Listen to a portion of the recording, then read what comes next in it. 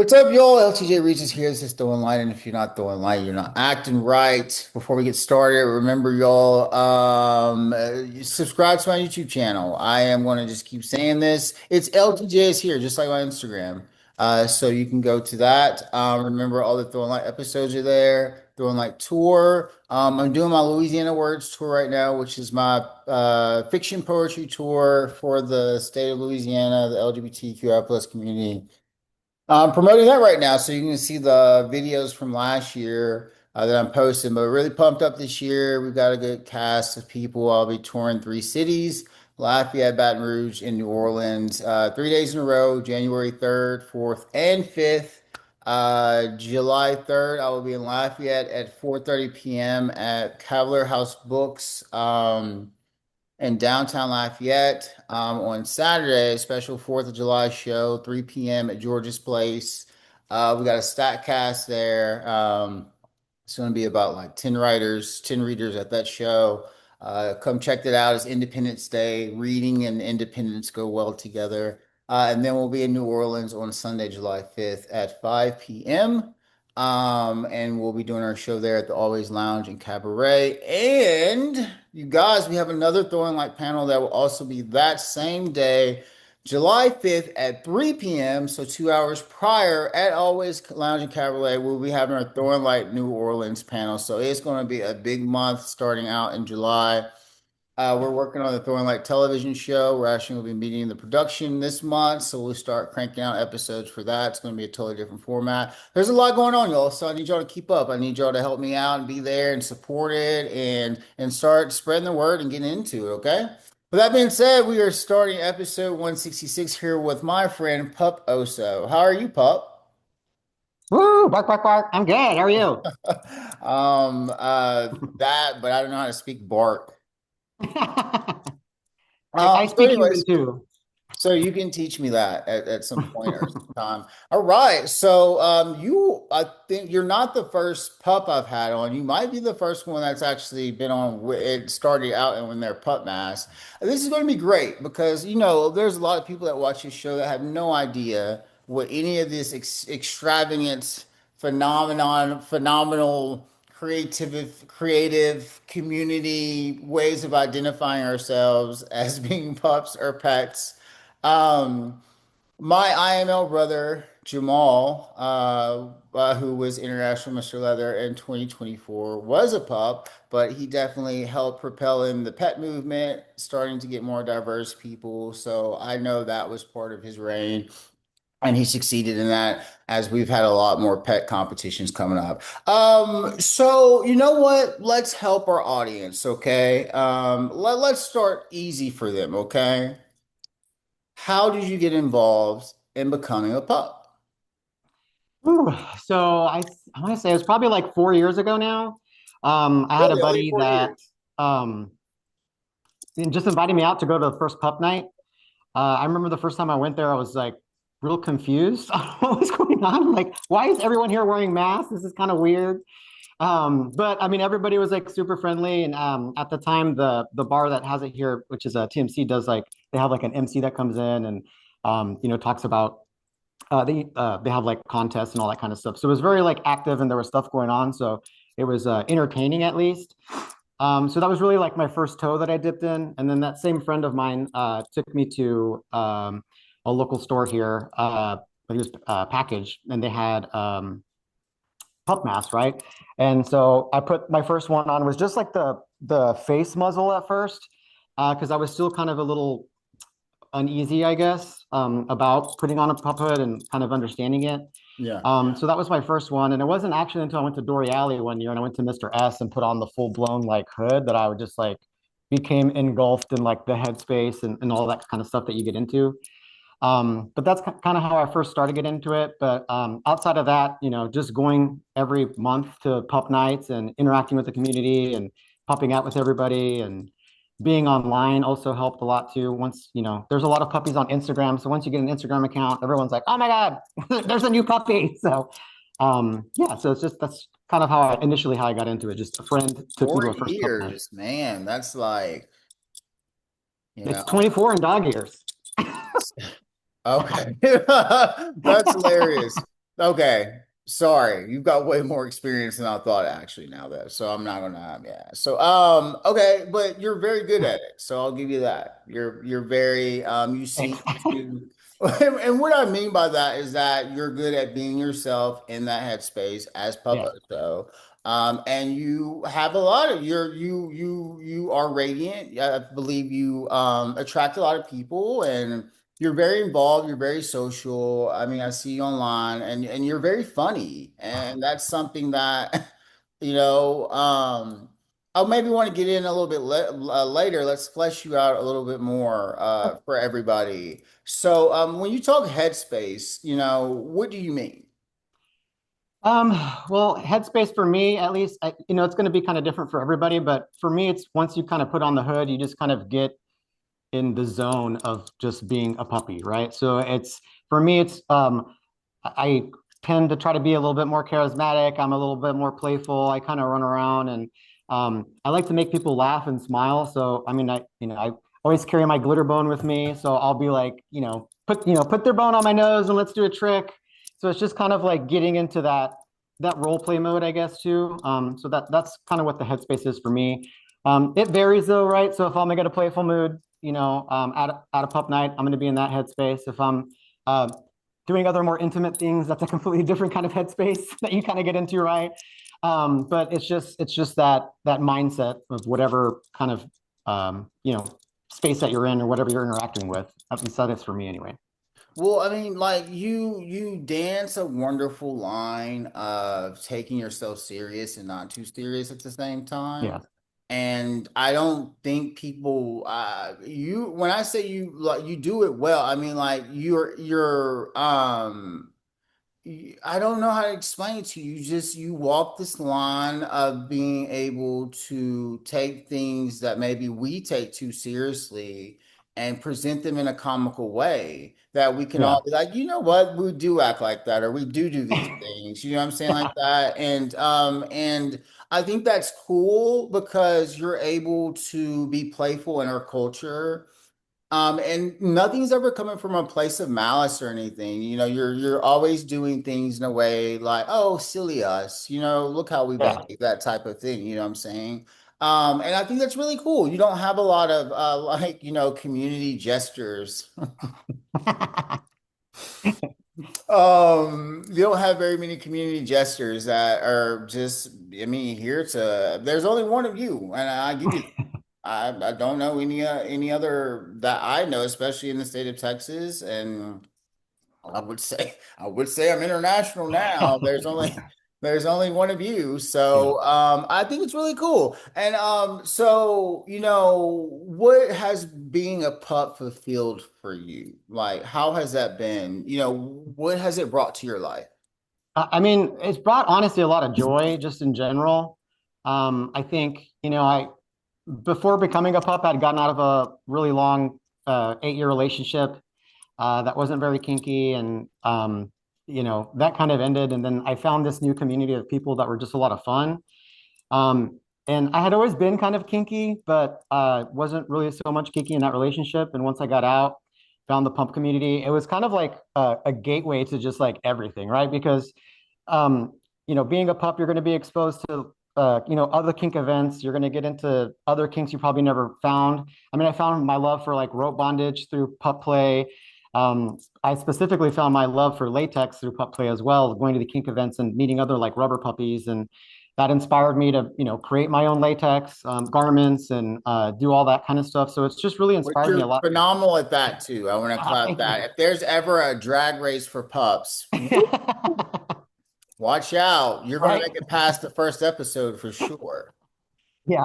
Hopefully I won't get pork chopped. But yeah, No, I so hope not. I don't think so. I don't think you would get pork chopped. I really believe that. You definitely look. I don't want to pump your head up, but you'll make it more than halfway through the competition. right, I'll at least get to half the season. Yeah. But yeah, I mean, it's just honestly just it's brought me just a lot of joy in general, and I've met a lot of really cool people. Just going to kink events and meeting other puppies. It's so wild, like the people you meet in general. It's just I've made like really good friends through it too. So it's a lot of fun, and I just love seeing other people too, like especially with new puppies or like with my pack or whatever. Like seeing them just have fun just like brings me so much joy whenever they just like you were saying earlier, it's like having fun is my thing. Like everybody's so serious sometimes. I'm like, we're literally putting on dog hoods and pretending to be dogs. Like it's supposed to be fun. So that's just kind of the way I take it all the time. And seeing people enjoying that space just like brings me joy in general. The only time I've ever put on a pub hood is for a photo shoot. I think maybe twice. But when I go back and remember putting it on, I get it, because look, sometimes it's hard having your real face and being like authentic because a lot of people are walking around and what we perceive to be their real selves and they're not authentic, right? Right. We're more I'm probably more fake as me as you are real as you, if that makes sense. You know what I'm Yeah. saying? So I don't think that just because you walk around with your day face or whatever like that in the real world that doesn't mean that you're an authentic person because what we're really trying to hide most of the time is what's on the inside of us, right? Right. You know what I'm saying? Yeah. And I think what I've learned from pet culture is it's about bringing the best of you out, Hmm. and we're just not all designed to be Michael Jackson. A lot of us are going to be Latoyas or you know what I'm saying? Like Yeah. and there's nothing wrong with that. That's just you find what works for you. You know what I'm saying? Yeah. Um, but what I'm saying is that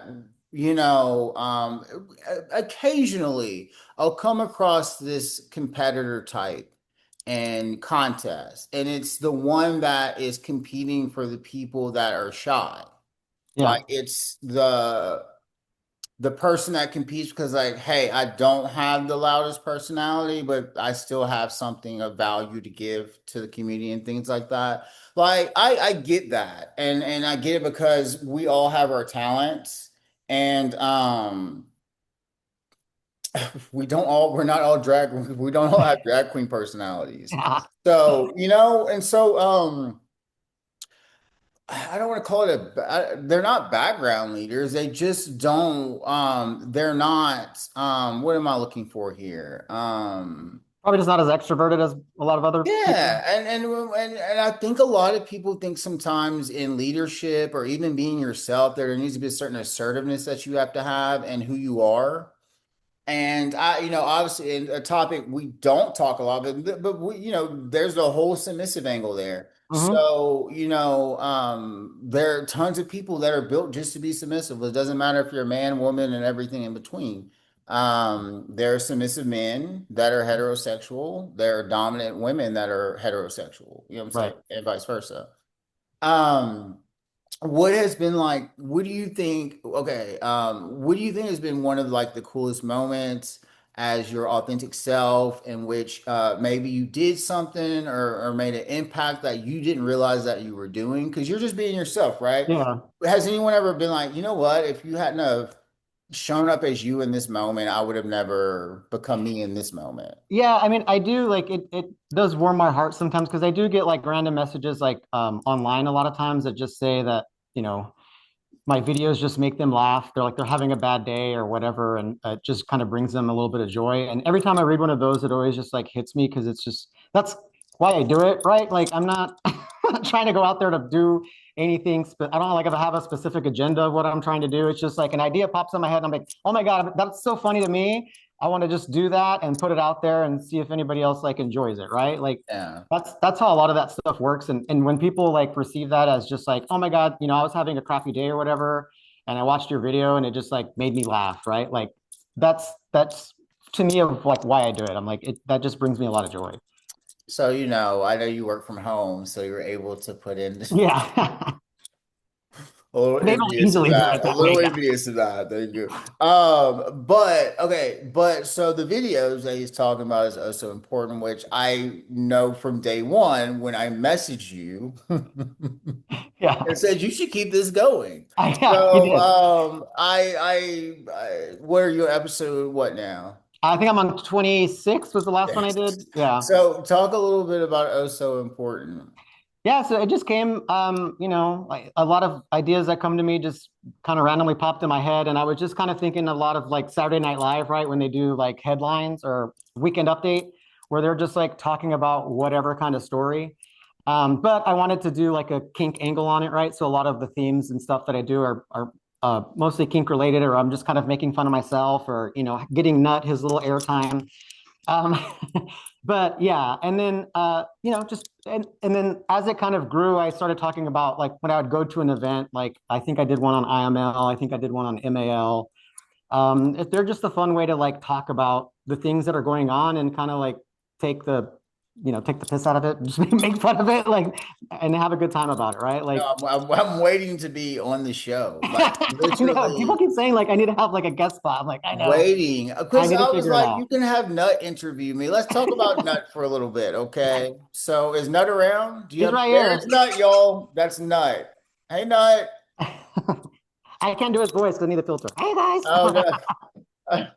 So there's Nut. Nut is Pup Oso's what best friend? Yeah, Yeah. he's my best friend. Yeah, and Nut is the co-host of Oso Important. Yes, And Nut is it seems like that you have to have a lot of patience with Nut.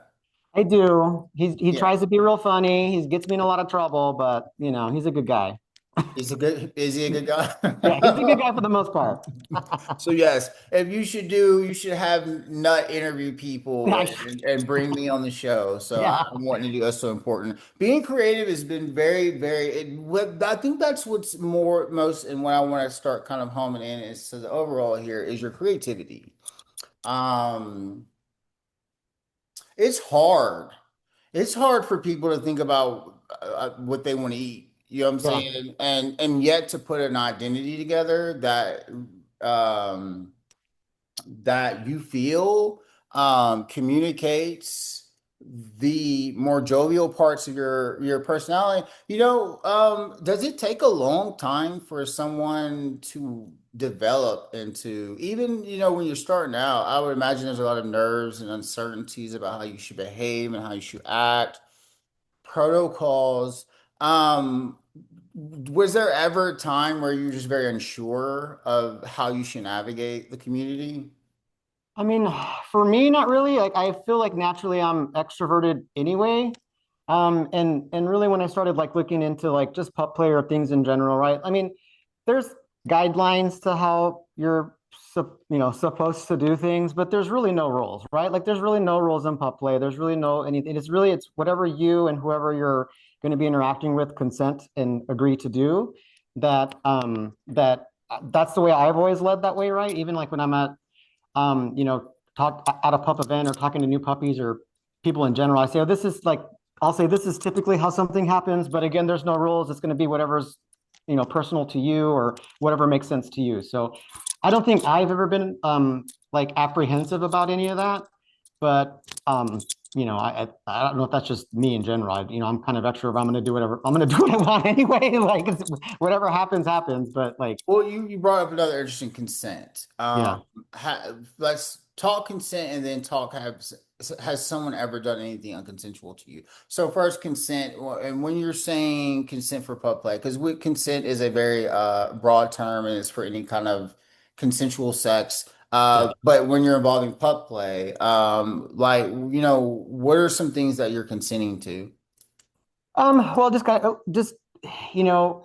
specifically in like bar settings, right? People get a little intoxicated and maybe they'll want to like pull on your collar or pull on your leash or pull on your any of that kind of stuff, right? And that's kind of where you probably want to more get consent on. Um, at least for me.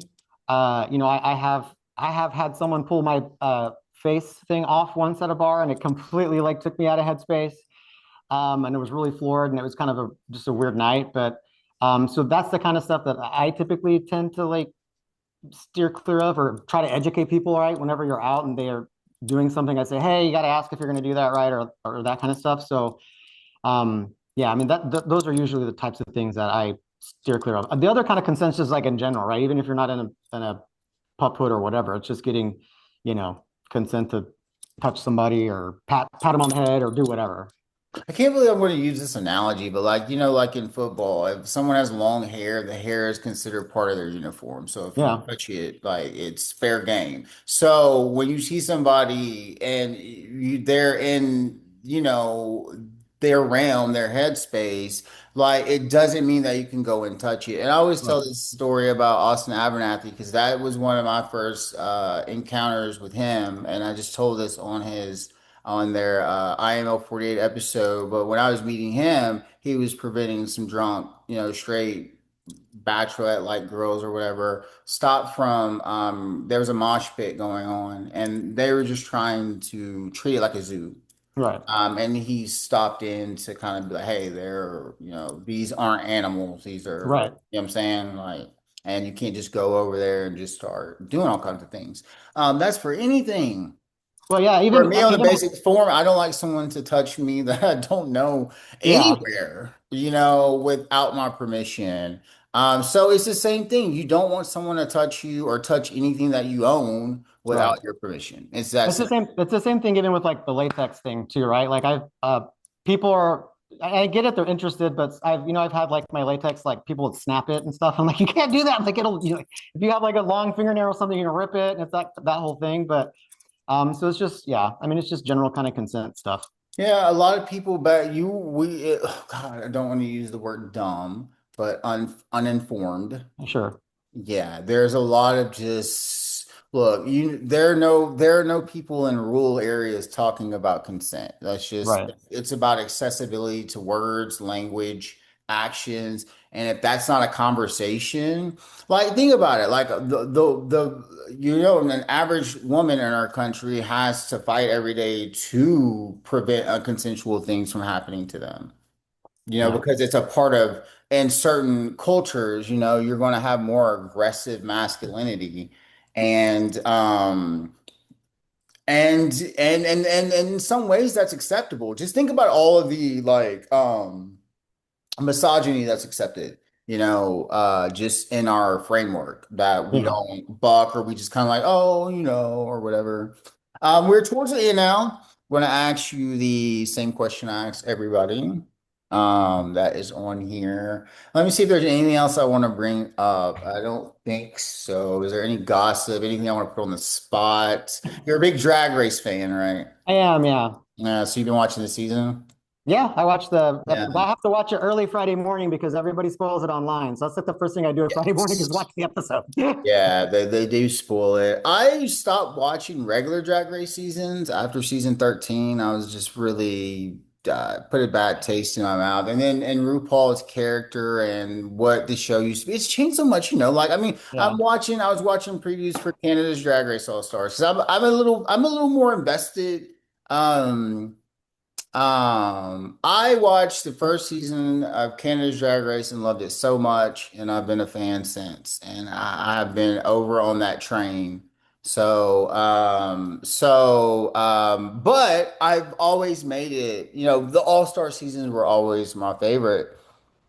I haven't had a good All Stars experience since season 6, but well, and there's all winners that people like, but like 8 and 9 and Yeah. 10, and now's a little bit of a They got that bracket thing now, which is kind of cool.